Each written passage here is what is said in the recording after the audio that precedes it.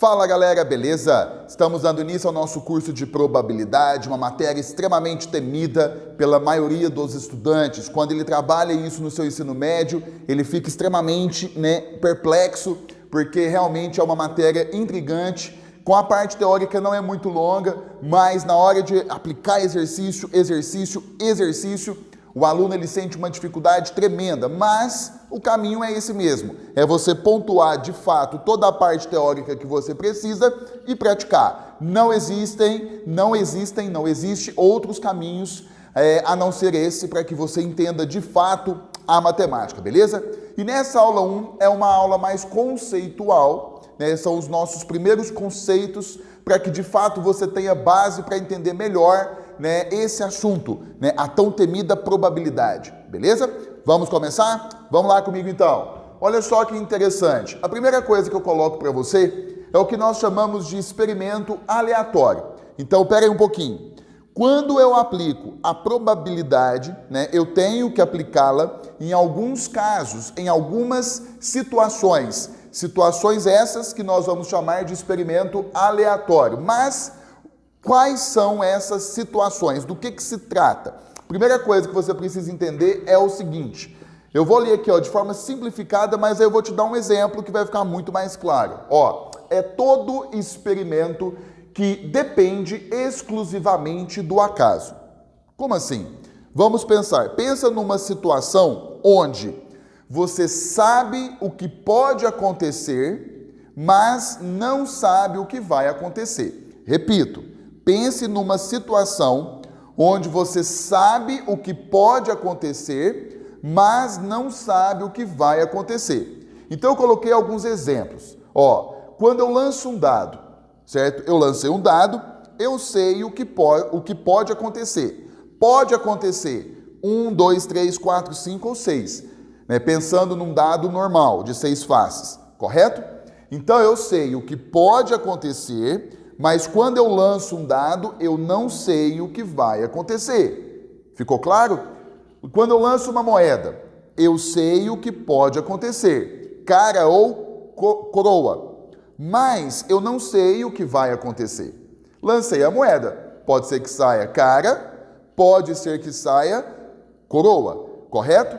Vou pegar um outro exemplo. Nascimento de uma criança. Vai nascer uma criança. Então eu sei o que pode acontecer. Menino ou menina. Mas eu não sei o que vai acontecer. Então essas situações do nosso dia a dia, são infinitas, são o que nós chamamos de experimento aleatório e é onde nós vamos aplicar a tão temida probabilidade. Fechou? Então vamos ao nosso primeiro tópico. É o que nós chamamos de espaço amostral. Primeira coisa que você tem que lembrar e pensar.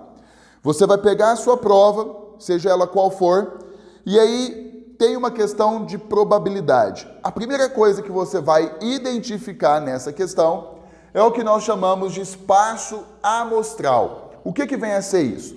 Pensa comigo antes da gente pensar ali no nosso conceito.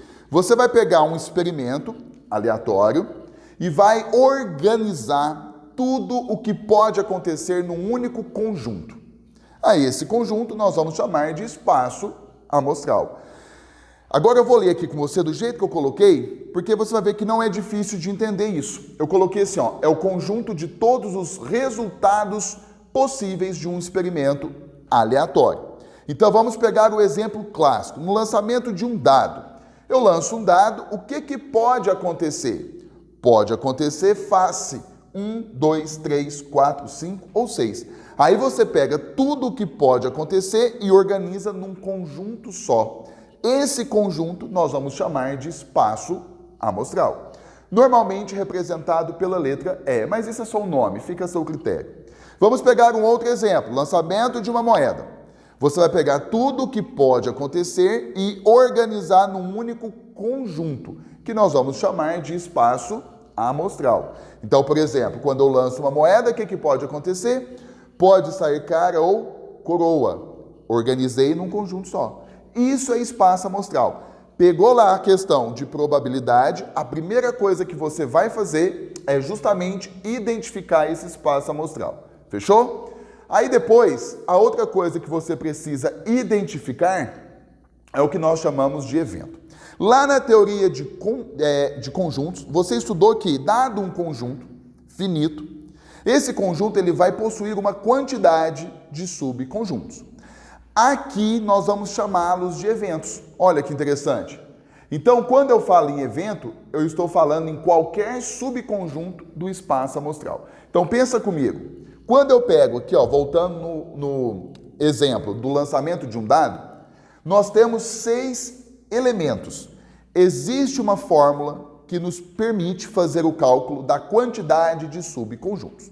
2 elevado a n. Então, quando eu faço 2 elevado à sexta potência, isso é igual a 64.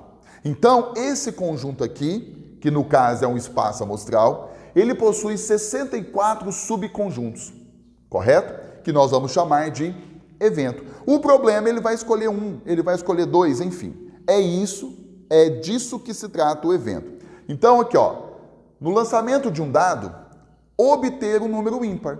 Aí eu formei esse conjunto aqui, que eu chamei de A, e os números ímpares são 1, 3 e 5. Quando eu pego esse conjunto aqui, ele é um subconjunto, tá? Do lançamento de um dado, desse conjunto aqui, por exemplo, correto? Vamos pegar um outro exemplo. Quando eu lanço um dado, obter um número maior que 4. Ué, maior do que 4? 5 e 6. Eu penso sempre dentro do nosso espaço amostral. Como se trata do lançamento de um dado, eu estou pensando diante disso aqui, ó. Números que são maiores do que 4, eu vou pegar apenas os 5 e o 6. Fechou? É isso. Então, isso é evento. Então, você vai pegar a sua prova, seja ela qual for, caiu uma questão de probabilidade, a primeira coisa que você vai fazer é justamente identificar o espaço amostral e depois o evento, que normalmente está na pergunta do problema, beleza? Então, são os 2 conceitos iniciais que precisam estar na sua cabeça. Você não pode, a partir dessa aula, esquecer isso mais. E para fechar, já que nós estamos falando de evento, tem um conceito simples que às vezes acontece na hora que você for fazer exercício.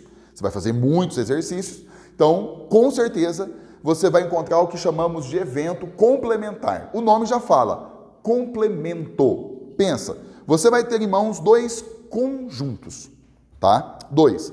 É aquilo que está faltando para que eles sejam iguais, pensando de maneira geral. Mas aqui dentro, como que eu posso pensar? Eu fiz um esqueminha para que fique mais claro. Eu tenho o meu espaço amostral, tá vendo aqui, ó? Eu tenho o meu espaço amostral, que é tudo o que pode acontecer. Dentro desse espaço amostral, eu identifiquei um evento A. E o complementar é essa parte em destaque aqui, ó, de vermelho. O complementar do evento, do evento A. Tá? Não é do espaço amostral, do evento A. Então, quando eu pego o número de elementos do meu evento A mais o número de elementos do seu complementar, que é essa parte de vermelho, e eu somo, eu acabo encontrando quem? O total de elementos do nosso espaço amostral. Então, além disso, o que mais que você precisa entender do evento complementar? Ó, eu tenho o evento A. Se eu somar ao evento A o complementar dele, que é justamente essa parte aqui de vermelho, tá vendo? Se eu somar os dois, eu acabo formando o meu espaço amostral. Então, é aquilo que está faltando. Ó, eu tenho um conjunto que está dentro do outro, que é subconjunto do outro. O complementar do conjunto A em relação ao conjunto E, tá? Que no caso é essa parte aqui, ó, de vermelho, é aquilo que está faltando para que ambos fiquem iguais. Na verdade, é isso que está acontecendo. Mas quando você trabalha algumas questões que utilizam evento complementar, você vai ver que é mais tranquilo, não tem dificuldade nenhuma, tá? É até muito rápido. Tem aluno que nem gosta de olhar para esse lado, faz de outra forma. Então, praticando algumas questões, isso vai ficando mais claro. Então, nesse primeiro momento, esses conceitos, eles são fundamentais para que você entenda a próxima aula, onde a gente vai entrar de fato no conceito de probabilidade. Então, antes você vai precisar do espaço amostral, você precisa entender os conceitos que nós vamos aplicar, as situações que nós vamos aplicar, você precisa entender o conceito de espaço amostral e o conceito de evento, tá? Para daí a gente dar o nosso próximo passo. Fechou? É isso aí, galera. Caso tenha ficado alguma dúvida, reveja a forma com que eu falei. Se você tiver um livro didático em mãos, é muito importante que você tenha, até para você comparar o que está sendo dito. Talvez o livro ele fale um pouco diferente, que fique mais fácil de você entender. Fechou? Então é isso aí. Então, vamos junto conquistar a sua tão sonhada aprovação. Até a próxima aula. Valeu!